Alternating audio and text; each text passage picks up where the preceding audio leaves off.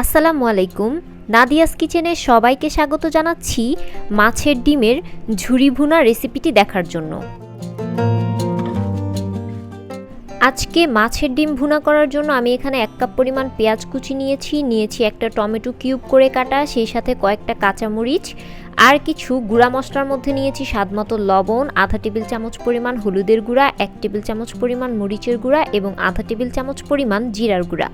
সেই সাথে আরও নিয়েছি 1 টেবিল চামচ পরিমাণ আদা এবং রসুন বাটা। আমি এখানে সম্পূর্ণ একটি রুই মাছের ডিম নিয়েছি আর ডিমগুলোকে খুব ভালোভাবে মেখে এর থেকে নাড়িটা আমি আলাদা করে নিয়েছি।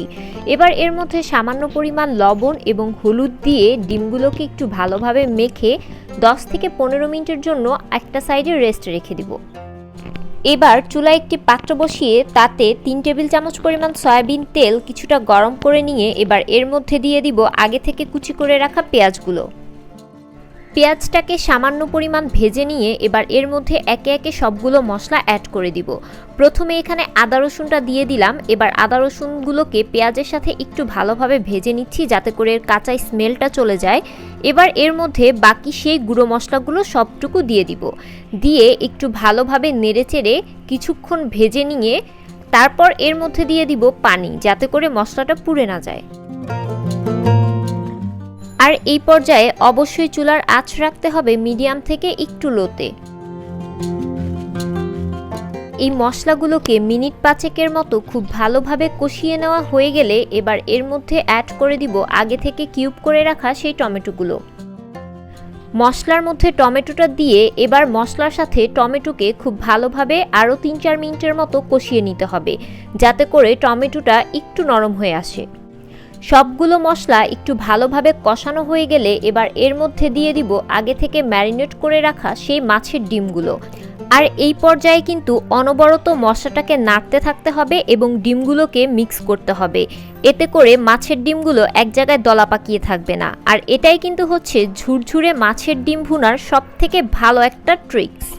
সবটুকু মাছের ডিম মশলার সাথে মিক্স করে নেওয়া হয়ে গেলে এবার এর মধ্যে 1 কাপ পরিমাণ কুসুম গরম পানি দিয়ে দিব, সেই সাথে দিয়ে দিব কয়েকটা কাঁচামরিচ।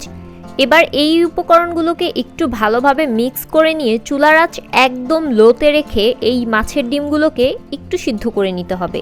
প্রায় 8 থেকে 10 মিনিট ধরে রান্না করার পর এই পর্যায়ে যে পানিটা দিয়েছিলাম সেটা প্রায় 90% মতো শুকিয়ে গেছে। এই পর্যায়ে চুলার আঁচটা একটু বাড়িয়ে দিয়ে বাদবাকি রান্নাটা সেরে ফেলতে হবে। তবে মাছের ডিম রান্নায় কিন্তু তেলটা একটু বেশি প্রয়োজন হয়।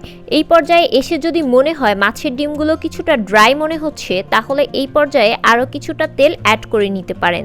আমার এখানে আরেকটু তেলের প্রয়োজন হয়েছে তাই আমি আরও কিছুটা তেল অ্যাড করে নিয়ে চুলার হাই হিটে মাছের ডিমগুলোকে আরও 5 মিনিটের মতো ভেজে নিলেই রান্নাটা পুরোপুরি কমপ্লিট হয়ে যাবে।